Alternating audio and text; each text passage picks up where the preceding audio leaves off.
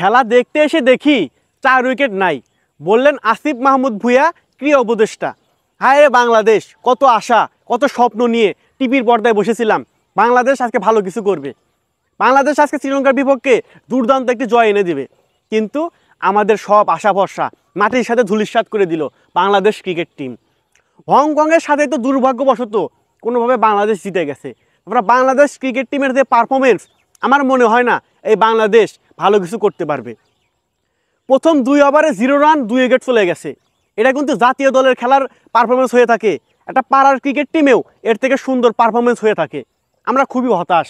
এই যে Bangladesh cricket team, BCB হাজার হাজার কোটি টাকা খরচা করে তাদেরকে কি শিখাইলো, 2 ওভারে 0 রান 2 উইকেট চলে গেল। এটা কোনোদিন জাতীয় দলের ক্রিকেট টিমের পারফরমেন্স হতে পারে না। আমরা খুবই হতাশ।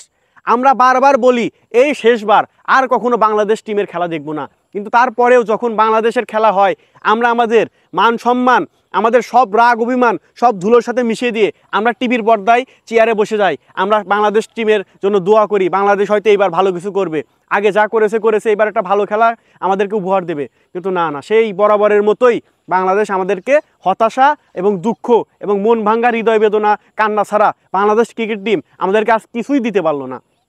পাকিস্তান বলেন, ইন্ডিয়া বলেন, অন্য দেশের অনেক অর্জন আছে, কিন্তু আমাদের বাংলাদেশের বলতে পারবো না আজ পর্যন্ত কোনো অর্জন আছে।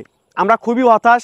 আমরা বাংলাদেশ ক্রিকেট টিমের উপর খুবই রাগ এবং অভিমান এবং মনে কষ্ট নিয়ে বলতেছি, ভাই তোরা আর আমাদের ইমোশন নিয়ে এইভাবে খেলা করিস না, তোদের হাতে পায়ে ধরি, তোরা নিজের পারফরমেন্সটা ঠিক কর, ঠিকভাবে খেলে। বাংলাদেশের কোটি কোটি মানুষ তোদের জন্য দোয়া করে, তোদের উপর ভরসা রাখে যে তোরা ভালো কিছু করবি, আমরা মন থেকে দোয়া করব, আমরা বিজয় উল্লাস করব। কিন্তু আমাদের এই মনের আশাটা আমরা কখনো পূরণ করতে পারলাম না। যাই হোক, হেরেছি। সামনে আফগানিস্তানের বিপক্ষে ম্যাচ, আশা করি বাংলাদেশ খুব ভালো পারফরমেন্স করবে এবং আমাদের 18 কোটি মানুষের হৃদয়ের যে ভালোবাসা সেটা অর্জন করবে। যাই হোক, best of luck Bangladesh cricket team. সবাই ভালো থাকবেন, সুস্থ থাকবেন এবং অবশ্যই আফগানিস্তানের সাথে বাংলাদেশের ক্রিকেট ম্যাচ দেখবেন। ধন্যবাদ।